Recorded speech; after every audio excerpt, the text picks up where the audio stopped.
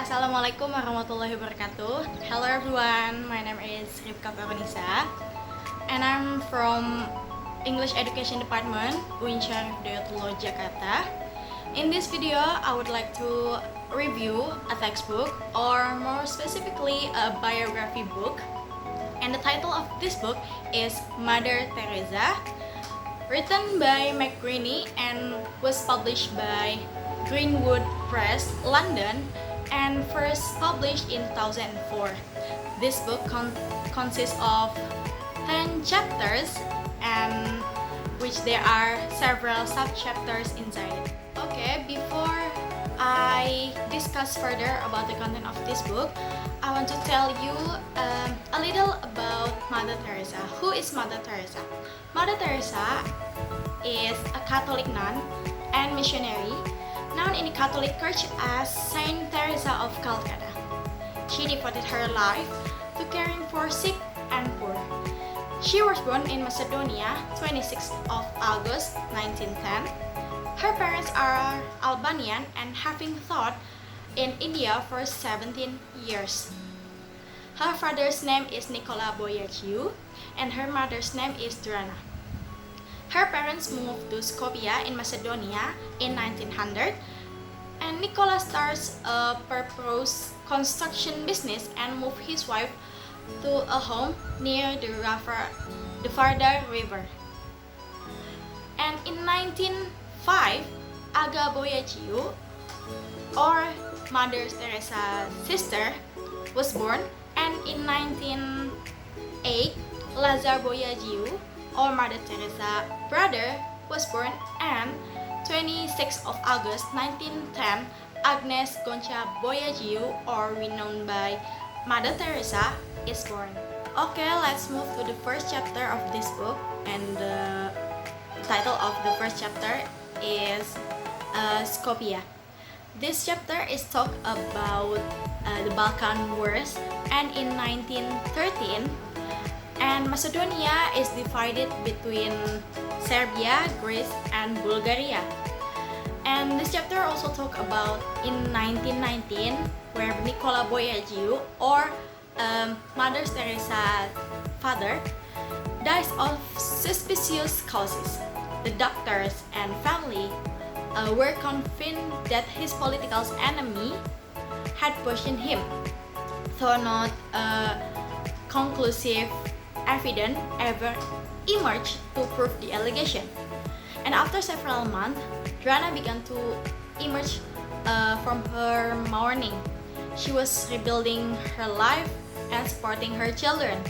She handcrafted embroidery and was soon not only for selling her handiwork. And of the 3 children of Drana, Gonca, or Mother Teresa, most readily became involved with the church.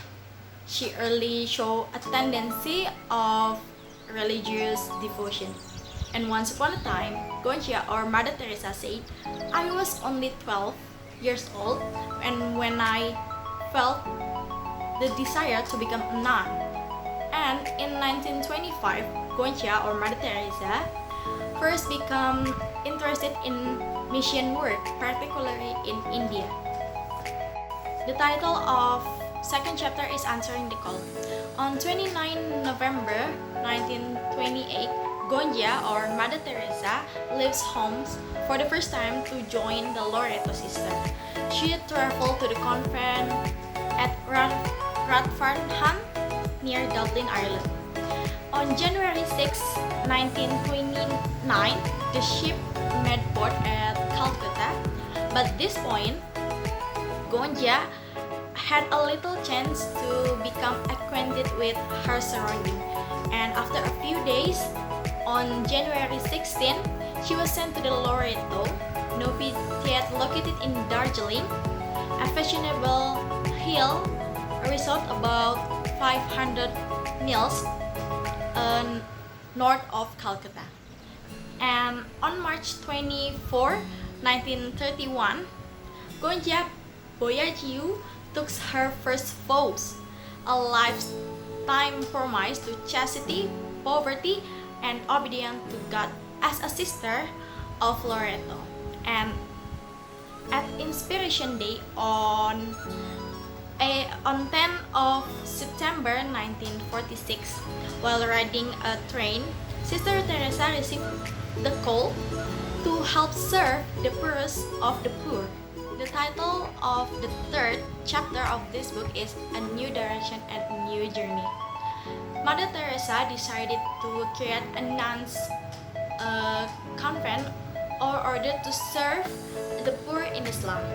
And in October 1946, Mother Teresa returned to Loreto and led a retreat in which the seeds of her project began to grow.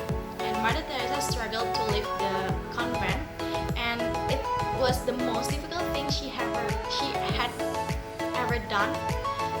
And she said years later, to leave the convent even harder than leaving her family and her hometown. The fourth chapter of this book entitled Out of Successful or Hope. After Sister Teresa or Mother Teresa request to leave Loreto, order to live alone or work with the poor in Calcutta, her first act is to open the school in the slum of Mottage Hill, and she returned to Calcutta in December, and she will also become a citizen of India. And in March 1949, Subhashini Das, a young Bengali girl, became the first join to Mother Teresa Foundation. 7 October 1950, the new Congregation of the Missionaries of Charity is approved. And in 1952, Mother Teresa and the Missionaries of Charity moved their new mother house to 54A Lower Circular Road. And in 1953, the first group of missionaries of charity take their first vows. Shishu Bhavan, the first home for abandoned and handicapped for children, is open. The fifth chapter of this book, entitled Rigorous Poverty is Our Safeguard. With their move into Mother House in early 1953, the Missionary of Charity had their own base operation, and Mother Teresa also has her own house as well. And slowly new recruits appeared asking to be taken into the Congregation of Missionary of Charity. And Mother Teresa also always emphasized that the work of the missionary of the charity was no different with the social workers. And the women who want to apply, who want to join the missionary of the charity, must meet 4 requirements. They must be physically and mentally healthy, and they must have the ability and the desire to learn, and they can work with the poor. And by 1953, the work of the Missionary of Charity had grown extremely. On April 12, 1953, the initial group of missionary sisters took their first vows in Calcutta's Roman Catholic Cathedral during the same ceremony as Mother Teresa.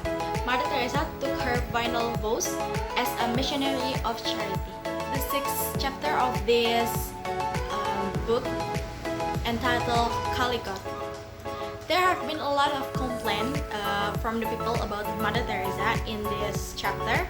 They say when Mother Teresa began her work in the slum, we often found people dying or sometimes dead.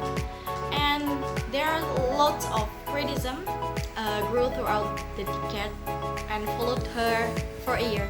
As the number of the detractor of Mother Teresa increased, the debate about her character and attitude to to the topic was controversial at that time. The seventh chapter of this book entitled Shishu Bhavan and Santinagar Places of Peace. To Mother Teresa, the sight of so many unloved children was so heartbreaking, and so it was on September 23, 1955, Mother Teresa opened the first Shishu Bhavan, a home for children. And though the house was small, it opened into a spacious courtyard, and Mother Teresa had rented the home from a Muslim who had left the city.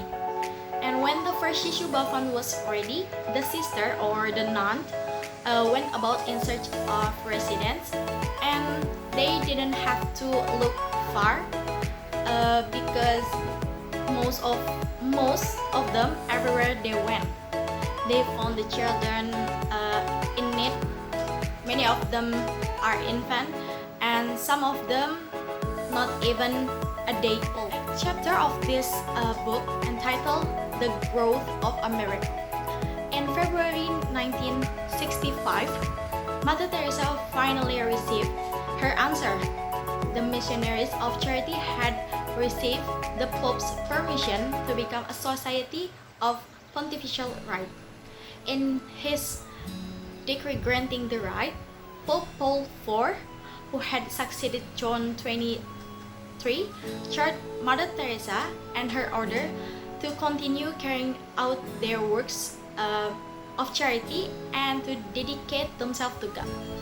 And after that, Mother Teresa could carry her good works outside of India for the first time. The main chapter of this book entitled Blessing and Blame.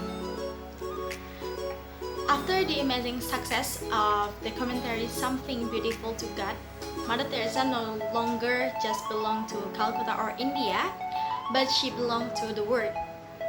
Malcolm Muggeridge, the journalist who now emerged as one of the Mother Teresa most vocal and supportive champions, went on to write a book published under the same title in 1971.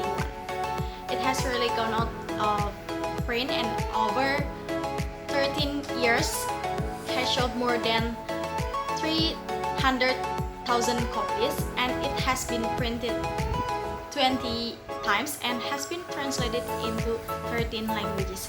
And in 1979, Mother Teresa is awarded Nobel Peace Prize. The chapter of this book, or the last chapter of this book, titled The Most Obedient Woman in the Church.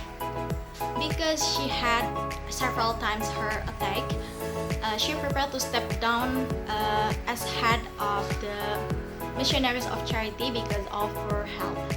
And Sister Nimala elected to succeed Mother Teresa as leader of the missionaries of charity. And not long after that, Mother Teresa dies after having a heart attack at the Mother House or in Calcutta. Okay, that is for me the review of textbook Mother of Teresa, and I recommend this book to you, especially to very social person, because this book has many struggle and kindness of Mother Teresa, and we have to apply it on our daily life. Okay, this is for me. Thank you. Assalamualaikum warahmatullahi wabarakatuh.